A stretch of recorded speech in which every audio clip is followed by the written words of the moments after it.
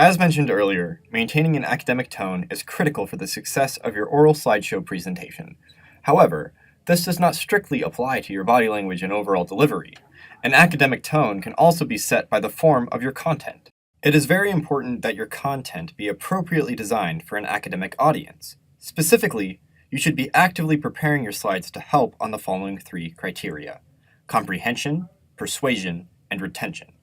We'll be covering these shortly in individual detail, but as we get into these areas, keep in mind the following philosophies. First, strike a balance between professionalism and approachability. Second, any arguments you make should be articulated using facts and evidence. Third, visuals should be used to help enhance your presentation, not distract your audience.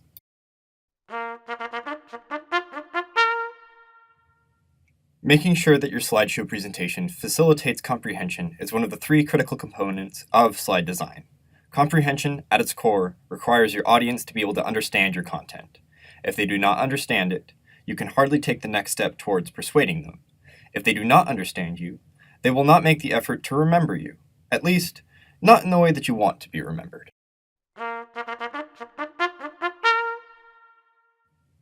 To help ensure proper comprehension, your slides should all promote a sense of uniformity and visual clarity.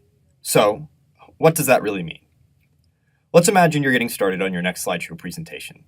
You've got a good grasp of your content and are totally excited to get your message out there. So, you pull up PowerPoint or Google Slides, and you're looking at that clear, blank slate. White background, pure nothingness. Anything you want it to be. I know it can be tempting to flex your artistic muscles when you have a wide variety of colors and fonts at your disposal.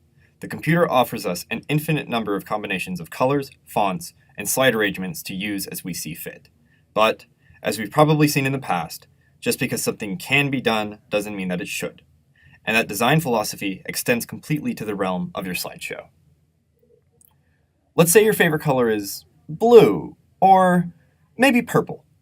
Now, there's nothing inherently wrong with wanting a splash of color in your presentation. Individuality goes a long way to helping you stand out in a sea of otherwise black and white presentations, all done in Times New Roman.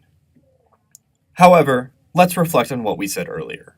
We want to promote 2 things: a sense of uniformity and a sense of visual clarity. But let's say that you want to take things up a notch. Take things to the next level.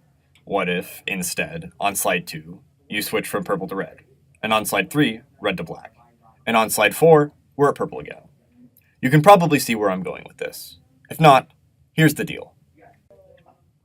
Unnecessary and thoughtless color changes break uniformity. Your audience is going to be focusing less on your message and on you. Most templates will already have an excellent mix of fonts at your disposal, but ultimately your font choice should also be informed by the principles of comprehension. You want to have uniformity throughout your presentation in terms of your font selection. You will also want to enforce a sense of visual clarity by selecting a font that is easy to read. When in doubt, don't be afraid to fall back on old reliable fonts. Times New Roman, Arial, Verdana, as well as newer fonts bundled with Google Slides such as Drobato and Trebuchet, are always great ideas in a pinch.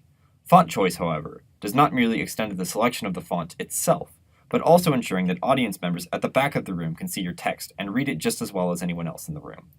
Shoot for larger font sizes when possible, and get into the habit of practicing a good, less is more philosophy. Remember, slideshows are meant to enhance your message, not speak entirely on your behalf.